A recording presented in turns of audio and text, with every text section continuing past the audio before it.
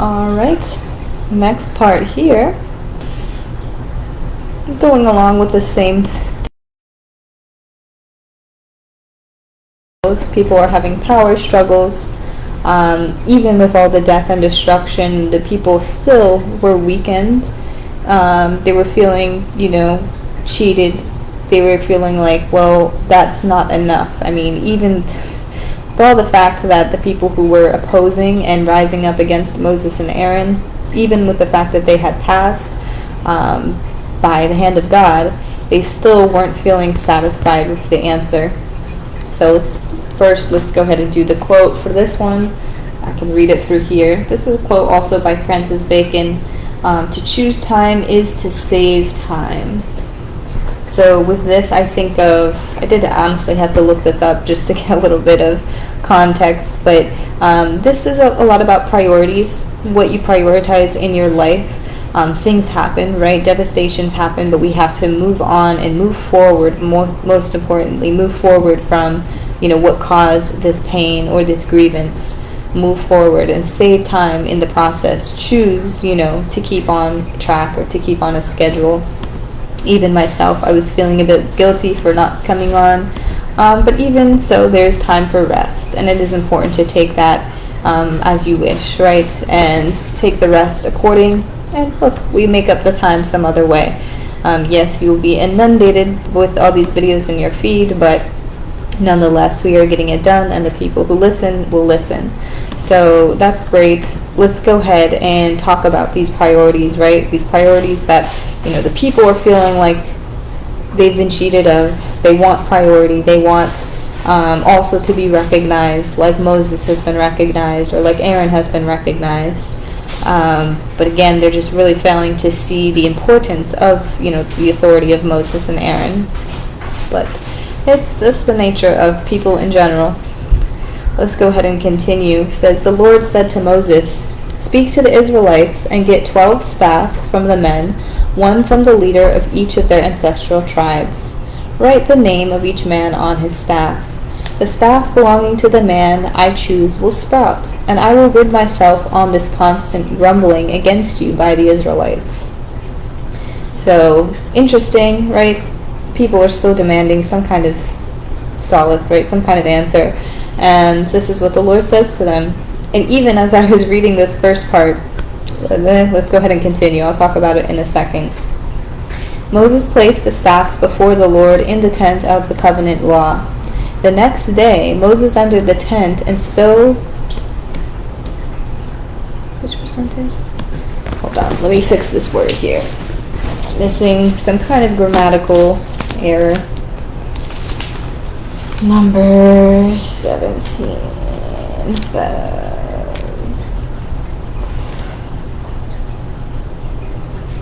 And saw. Excuse me. The next day, Moses entered the tent and saw that Aaron's staff, which represented the tribe of Levi, had not only sprouted, but had budded, blossomed, and produced almonds. So what I was going to say is, I have a feeling, or even I had this thought myself, was Aaron's staff potentially already budding, right? Were the people to look upon this and think, oh, well, Aaron's staff probably already has some kind of buds or something on it. That doesn't count. The people would revolt against that and da-da-da-da-da.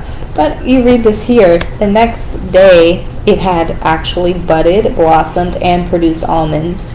That is something really impossible to take place within a day, right? Just that is the whole almost cycle of a plant's life to bud, blossom, and produce almonds. Usually takes, a good amount of months for something like that to take place, yet it happened in a day. So the people could not argue against that moment there, that the fact that it actually produced almonds seemingly overnight. Well, yes, overnight. So that's something I thought of. I'm like, well, the people might not be happy with just a bud, something God had thought of as well. So let's have it produce almonds. So that was a sign to the people, a clear sign that yes, Aaron is, in charge here of the tabernacle and all the things according to the tabernacle. But only you and your sons the Lord and Moses is speaking to Aaron. But only you and your sons may serve as priests in connection with everything at the altar inside the curtain. I am giving you the service of priesthood as a gift. Anyone else who comes near the sanctuary is to be put to death. Right, so a very important point that has been stated before, but must be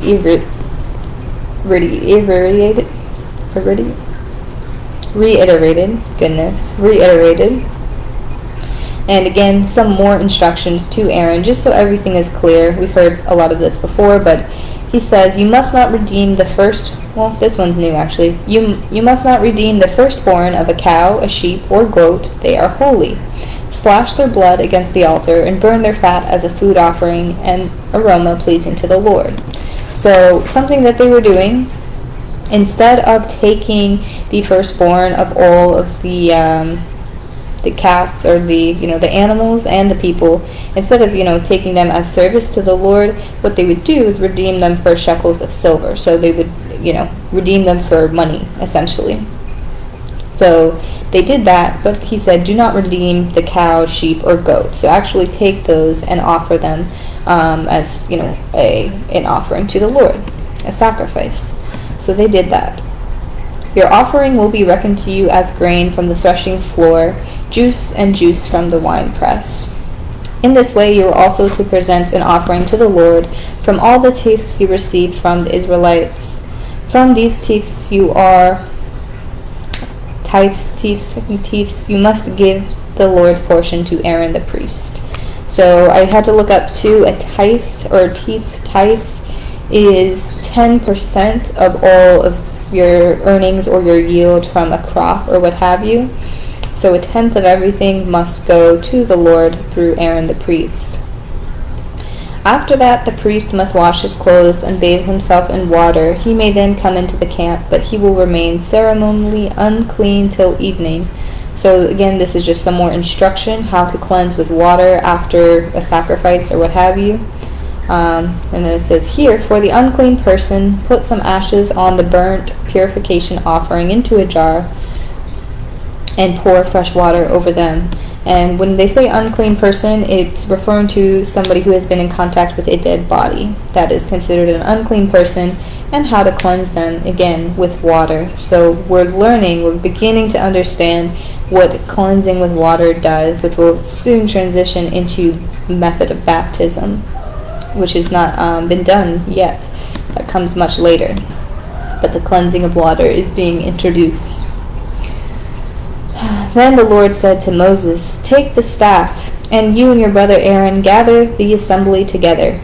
Speak to that rock before their eyes, and it will pour out its water. You will bring water out of the rock for the community so that they and their livestock can drink. So again, people are thirsty.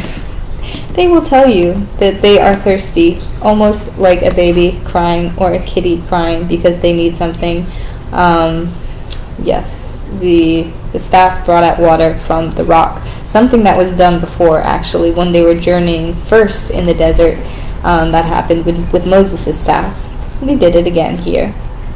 I guess more into the symbolism of water and the importance of it. Then they're starting to move. They're starting to move along. They want to go into Edom.